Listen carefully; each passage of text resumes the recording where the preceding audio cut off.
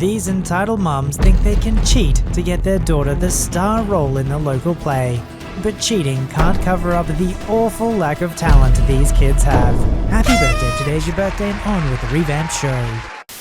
The background. I was a site engineer in the finishing stages of a mall. Restaurants and stores were handled by their own contractors, and our only interaction was to ensure their compliance and connection to the mall's overall fire emergency system. Now, hooking up a normal sized store would usually take us an hour because we had to simulate a fire and ping every fire detector to ensure we had their proper location and address. We usually did this in the early hours of the morning, around 8 AM. However, by the time we reached the restaurant level, they had already opened, and on this fateful day, I had the largest restaurant on the level to deal with. While we started at 8 AM, it was around 10 AM, and we were only halfway done when the restaurant opened to the patrons. The cast: manager, entitled mum, daughter, son, and me. Here's the scene. Manager: Baron, I'm gonna let in a family who came early because it's really hot outside. Fine, but please keep them on the right wing of the store while we finish here, and we'll try to keep noise and dust to a minimum.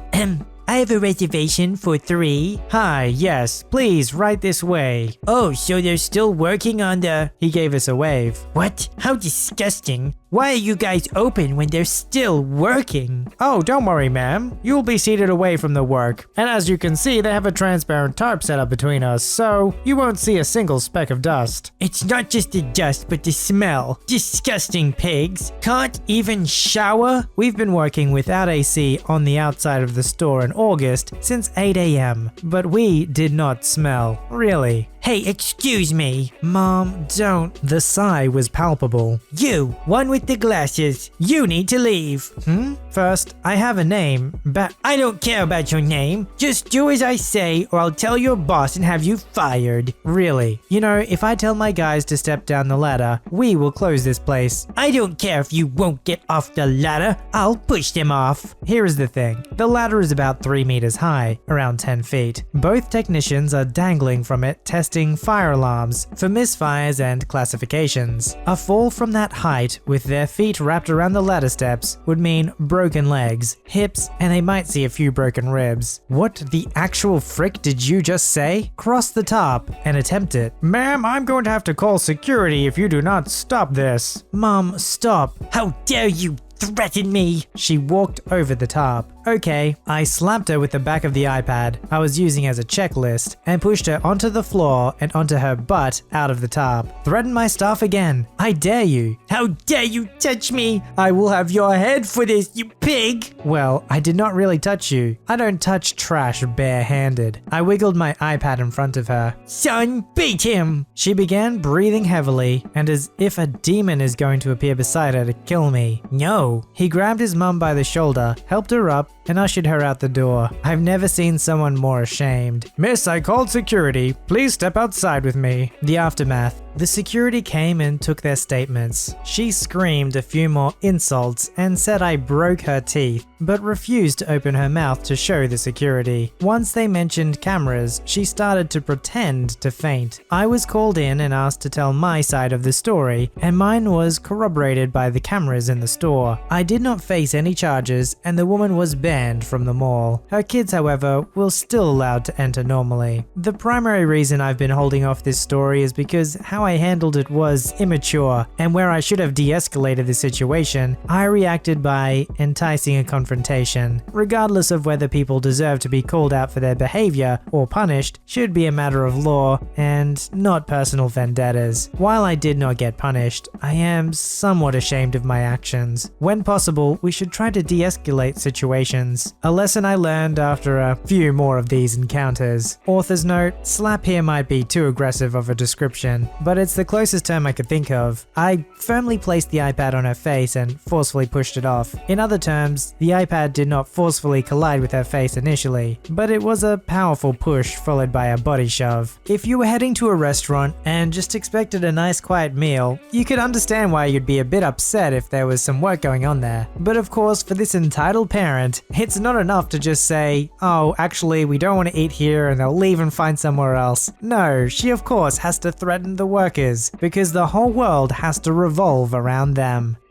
Y'all, I have never experienced an actual Karen with my own two eyes before yesterday evening. It was absolutely surreal. To preface, my mum asked me to stop at her local Aldi for some snacks before I went home after work. I got my card, made sure my mask fit tightly, and braved it because the particular Aldi is a real nightmare, except for the employees. Normally I don't have any issues with people, I just hate when people aren't following social distancing and the one-ways. But yesterday was different. I go in and grab everything quickly because there's a ton of people. It's 110 degrees out and I'm exhausted. Finally get to the last aisle where the rice is and called my mum to ask if I'd gotten everything she wanted. Suddenly, I hear someone yelling. I look over my shoulder and find the almighty Karen and her adult son by the freezers. Now, I'm not going to really say anything negative about the son because he seemed to have an issue. Maybe non-functioning autism or something of that sort. It was the son who was screeching and having a meltdown over something, while Karen just snapped at him and was making demands at him. She had been yelling at him from across the store since I got there. I had a no good feeling about this lady, so I quickly moved away and made a loop to get in line, using the correct one way. As I got in line, there was very clearly two checkout lanes open, but one single line, and you go to whoever is free first. There was a guy in line with a single can of baby formula, followed by a couple with a cart, then me. Both checkout lanes each had someone checking out at the time. No problem. Aldi employees are quick and friendly, and that's why I exclusively shop there. Here came Karen and co. with a few items going the wrong way. She thought she could get in front of the guy with the formula instead of getting behind the lady that was behind me now. Everything was hushed whispers for a second, then turned into full-blown arguing and screaming. All I could hear was Karen screaming some nasty things at the formula guy and the son chiming in because, like I said, he had a problem and maybe couldn't control his outbursts. But Karen was not helping. She encouraged the behavior and only escalated his anger, and they ganged up on formula guy, shouting at him and claiming that he cunt in front of them, which is not true. The couple in front of me scooted back to avoid the conflict brewing. Karen repeatedly screamed, "Excuse me," at the formula guy, and as I was hearing from the employees, she pushed the formula guy and made a racist comment towards him. He was Hispanic, she was Chinese. I could only hear everything, not see as I'm short, and the couple in front of me were tall. At that point, the two employees got off the lanes and stepped between them and tried to simmer down the fight. Karen decided it was best to argue instead of going to the back of the line. The employees finally decided to let the formula guy get checked out and leave so she would stop her screaming. She was pulled from the line and continued to complain and moan the entire time formula guy was being rung up. The other employee tried placating her by offering her to go since she'd been acting like a crybaby over a place in a line. "Do you want to be checked out next?" "Well, whomever, I guess. Whomever." "Come on then." The employee let her skip the line and got her checkout quickly. But Karen, instead of being grateful, she still got her way after holding up the line for 5 minutes and assaulting a customer loudly complained. Karen angrily pulling out her card. "This is a free country. I should be able to do what I want." The employee was silent. At this point, I turned to the woman behind me, who was watching with wide eyes. It was clear she'd never seen such bullcrap before. "I work 10-hour days. I just want to go home and sleep." "I know, it's not that serious." Meanwhile, Karen bagged up her crap,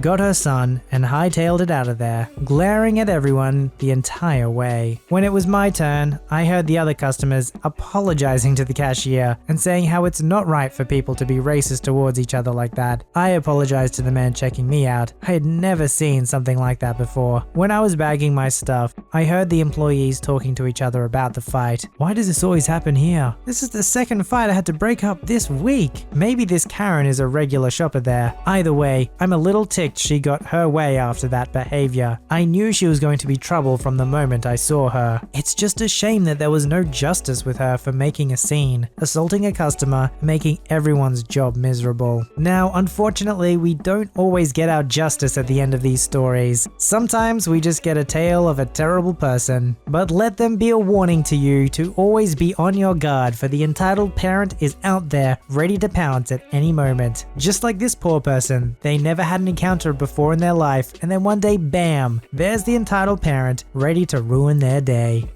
I was thinking about the situation I was in as a 13 or 14-year-old kid, this was about a decade ago, and realized it would probably fit here. So here goes. Cast: me, it's me, EM1, main entitled mum, VEMs, various other entitled mums, friends of EM1, EK entitled kid, OKs, other kids. So when I was a kid, I used to do these 5-day theater camps by this company that travels through the Midwest. The first day was a group audition and casting. Then we would learn a short show within 3 days and perform it on the 5th day. It was for kids 1st to 12th grade. Bigger roles usually went to older kids who were up for the challenge, while little kids would usually have group roles unless they had a great audition and showed they could learn the lines quickly. At the time of the incident, I had been doing this camp for about 3 years in my hometown. This year, after my town finished its camp, the smaller town next door contacted our school to invite us to join their camp production. They feared that their town was too small to fill all the necessary roles, and since it was a different show than we had done in our town, I thought it would be a great opportunity to make more friends and practice learning lines quickly. I didn't know any of the kids from the town next door when I arrived on audition day, but I quickly made friends with some of the OKs. We spent about 2 hours auditioning, and when the director had deliberated for a bit, they announced the roles. To my surprise and pleasure, I had gotten the lead role. I was so excited to give it my all. The parents were allowed to stay and watch auditions, and one of the mums was very upset that an outsider had gotten the role she thought her daughter deserved. She tried to pull the directors aside and make them change their minds. The directors were obviously annoyed, but were polite to EM1 and explained that even if I hadn't gotten the role, her daughter was not even their second choice. EM1 did not take rejection well, however, and decided that she would make my life a living heck for the next week. She got some of the more petty parents to tell their children not to talk to me. Her kid, the EK, made faces at me every chance she could and would talk crap with her friends backstage. I didn't really mind the kids talking, but the adults got out of hand by the 3rd day of camp. I was always a skinny kid with long legs, and one day I came to camp in shorts and a shirt with a sheer back panel and a tank top. For context, I am a girl. As I was sitting with some of the OKs I had befriended, one of the VEMs approached me. She asked me to stand up. Confused, I stood, whereupon she told me I was dressed inappropriately and needed to go home and change. She was smirking as she told me this. She knew I lived half an hour away instead of down the street, and that my mum had just left. When I asked what was wrong with my outfit, which my conservative grandmother had bought for me, EM told me that I was dressed like a, and that my shorts were extremely short and my shirt was see-through. When I told her I couldn't go home, she shoved me so hard I fell to the ground. In shock at her behavior, I tearfully told her that if she had something I could wear, I would be happy to. She went to her car and brought me back a sweater that appeared to have cat vomit on it. The day of the performance, my mum took a group picture of me and every girl in the show. She then went to the mum that called me and pointed out that her daughter was wearing shorts the same length as mine and a similar style of top. She then tore that bee a new hole for calling her literal child,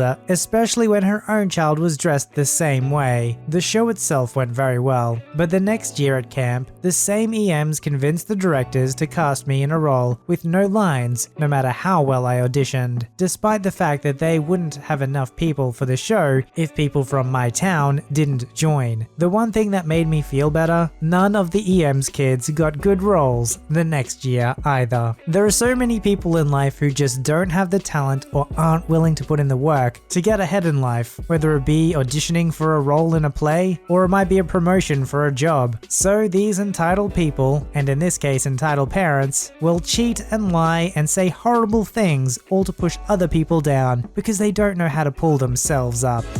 Submit your story to be read on the channel at VoiceyHereStories@gmail.com and join our Voicey veteran community at r/VoiceyHere. Don't forget to like, subscribe, and hit that bell to never miss an episode. Alright, Voicey veterans, I'll see you in the next one.